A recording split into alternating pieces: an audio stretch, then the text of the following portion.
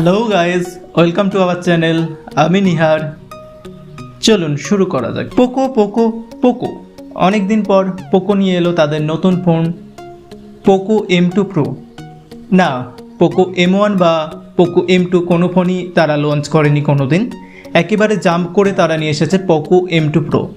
যেমনটা ঠিক তারা করেছিল পোকো X2 আনার সময়। সেই সময় রিয়েলমি X2কে কম্পিট করার জন্য তারা ডাইরেক্ট এনেছিল পোকো X2।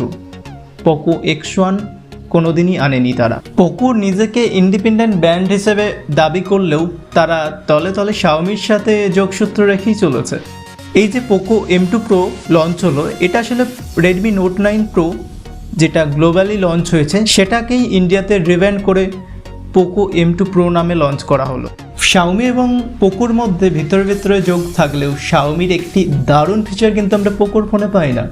সেটি হলো শাওমির অ্যাডস ফিচার, যেটা শাওমি আমাদের ফ্রিতে দিয়ে থাকে। চলুন জেনে নিই পোকো M2 Proতে কী স্পেসিফিকেশন পাচ্ছি আমরা। এতে আছে 6.67 ইঞ্চ একটি full HD IPS LCD display, সাথে আছে ফ্রন্টে কর্নিং গরিলা গ্লাস 5-এর প্রোটেকশন, ব্যাক সাইডে আছে 4টি ক্যামেরা, 48 মেগাপিক্সেলের মেন ক্যামেরা, সাথে 8 মেগাপিক্সেল আলট্রা ওয়াইড ক্যামেরা, 5 মেগাপিক্সেলের ম্যাক্রো লেন্স এবং 2 মেগাপিক্সেলের একটি ডেপথ সেন্সর, এবং ফ্রন্টে আছে 16 মেগাপিক্সেলের পাঞ্চ হোল ক্যামেরা।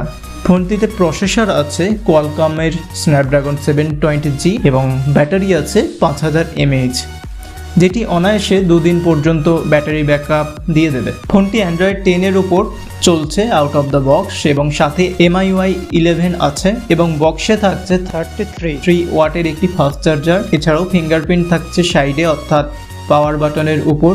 এক নজরে স্পেসিফিকেশন, ফোনটি 3টি ভেরিয়েন্টে লঞ্চ হয়েছে।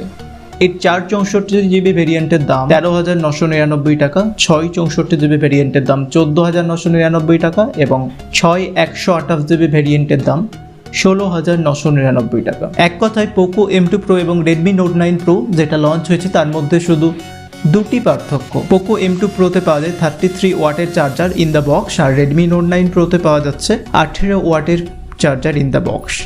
আর একটি আকর্ষণীয় ফিচার যেটা আমি বললামই আগে, যে শাওমির অ্যাড ফিচার্সটা এখানে পাওয়া যায় না, অর্থাৎ আপনি ফ্রিতে অ্যাডস দেখতে পারবেন না। এই দুটোই পার্থক্য, আর কোনো পার্থক্য নেই। এবার আপনাদের উপর ডিপেন্ড করছে আপনারা কি চাইনিজ ফোন কিনতে ইচ্ছুক নাকি সম্পূর্ণরূপে অন্য কোম্পানির উপর মুভ করবেন, সেটা আপনাদের ব্যাপার। আপনারা ভালো মতো বুঝে ডিসিশন নেবেন।